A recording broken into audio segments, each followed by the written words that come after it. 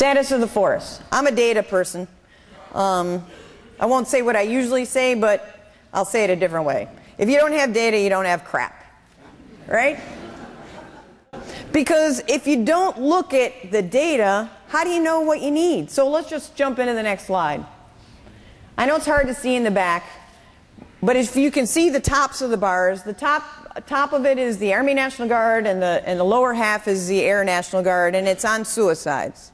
We've spent a lot of time on suicide prevention and resiliency.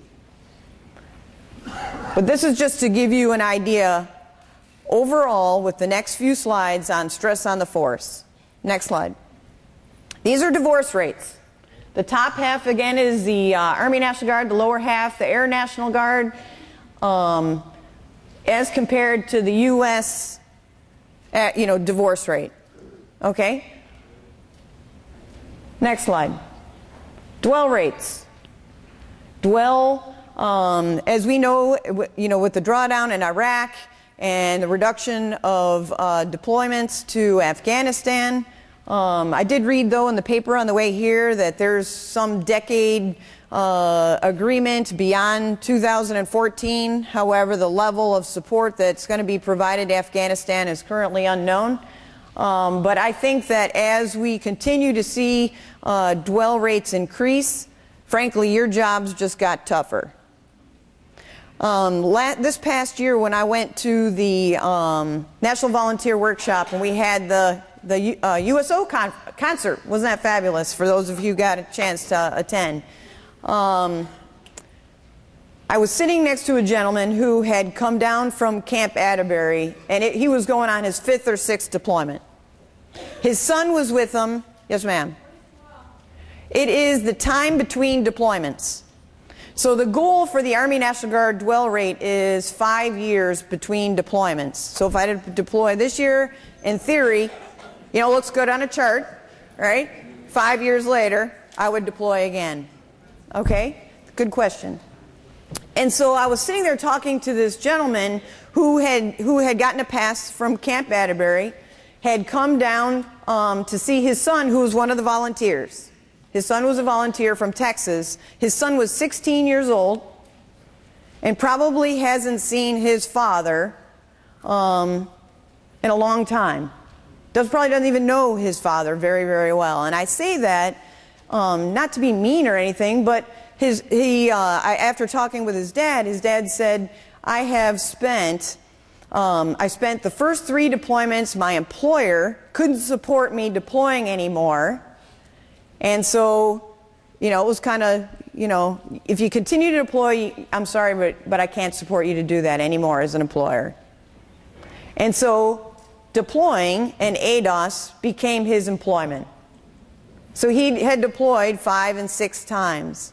And so what this has done to our force as we move forward, we're going to have to address a lot of service member, family, and child issues for decades. That's my personal opinion. Next slide. Urinalysis failures. Again, this gets to the drug testing. What you see on the top again is the Army National Guard, and it drops off because that's just year to date for fiscal year 12. Okay, that's why it drops off on the end for both. But the reason why, one of the reasons you see an increase is because the amount of testing has gone up significantly. Number one. But I've had particularly as the G1, a lot of consternation about we don't have a substance abuse program to refer these people to. And then what's behind the data? I didn't mention on the suicide piece that the majority of them never deployed. Right? Just slightly over 50% of those who have committed suicide have never deployed. So I asked the same question about the DAT failure piece. We're still working with the Air Force on the Air National Guard fidelity on those urinalysis failures. But on the Army Guard side, again, the majority of folks who tested hot for drugs never deployed. Because I thought, bad assumption on my part, that potentially what we may have seen are those who were returning from deployment testing hot based on prescription drugs, et cetera, et cetera, et cetera. deployment type issues. I'm not saying that they don't exist, but what I am saying is the majority of the DAT failures are those who've never deployed. Next slide. This is sexual assault for the Army National Guard.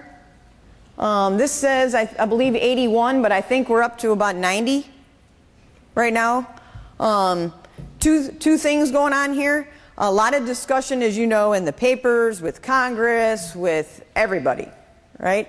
So there's kind of a little bit of a dichotomy about the number of people who are reporting versus how well we're doing in the program, right? But we want people to feel comfortable enough to come forward. And I think we're getting there. We're having more and more people to come forward with sexual assaults feeling confident in the system and being comfortable in doing so. So we're making headway, but we still have work to do. Next slide. And this is the Air National Guard.